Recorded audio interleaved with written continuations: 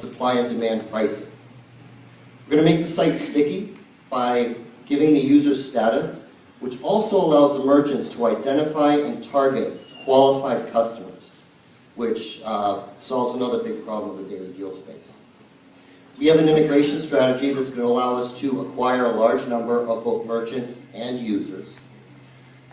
This is a $100 billion market, poorly served by technology, and with merchants running from the daily deal space. Yet there's only one company that allows variably priced services bookable online. They don't have any other features I've talked about today. They have data technology. They're only in 4 cities, and yet they've recently been called the 113th most valuable startup in the world. We're looking for $500,000 to continue our development and to launch in San Francisco. Once we've proven the concept here, we'll go for a B round and expand to other cities where in 5 years we believe will be a $60 to $100 million company. Thank you. Okay. Questions? Harry? Nice and brief, thank you.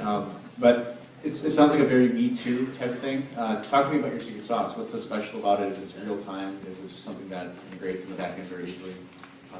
Yeah, there's no one doing it. There's one company doing it, and as I mentioned, they've been very successful despite the fact, well, I'm standing here doing it because I've used them for a year, and they have the right idea, but the wrong approach. There's obviously no one who's ever been a merchant. Brett and then Brad. So in the, okay, I'll give you feedback in the feedback section, but this reminds me a lot of variable pricing for airlines. And so my question to you is, with airlines, these are large, massive companies. In the wellness industry, these are more mom and pop shops, right? So my question is, how do you plan to scale something like this out? Well, this industry is much more moving towards technology.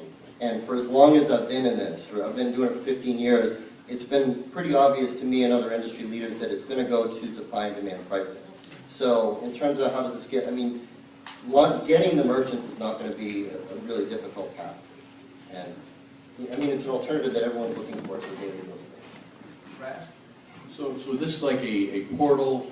Say if I needed to get a haircut, and this would be a way for me to negotiate with my barber on the price for my haircut, and then book it with him. Is that? Well, no. What you would do is you would type in that I'm looking for a haircut and whatever criteria in terms of neighborhood or anything else you want, and then you get results. So you can determine whether you want to go to the peak time, during the peak time and pay whatever that is, or whether you're really more discount shopping and you'll adjust your schedule, you know, to go whenever the prices are best for the merchant. And you can negotiate by doing a bid, and then the merchant will decide to accept or reject the bid. So, I mean, how much engagement will this require from the merchant? Because I see a problem where it's sort of an adoption problem where people start getting into it, these small business owners with a million things to do, and they have to figure out, oh, well, I can afford to give a haircut for this much at this time. I mean, talk about that process. I mean, how does it decide how much you should pay for a haircut at 10 o'clock on a Sunday? So the merchant decides. So, like I said, I've been a merchant for quite a while in the space, and this is obviously in any of these types of businesses, you have your busy times, which are generally after work and weekends, and you have your slow times, which is midweek. So the merchant just determines the price of whatever time, and then they can dial it up or down depending on what the market demand is.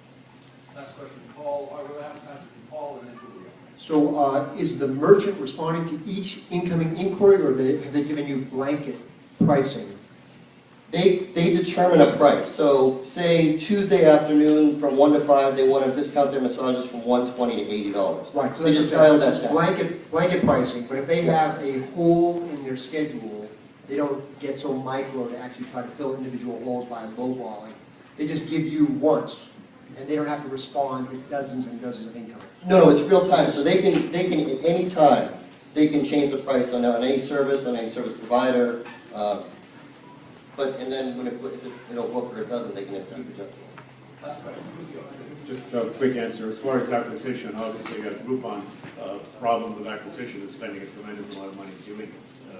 How do you go about it? How do you scale this? I guess. So by doing sort of the open table model and keeping it free for an extended period of time, we can work with the merchants and incentivize them to do promotions and things to have them drive their customers to become users of the site.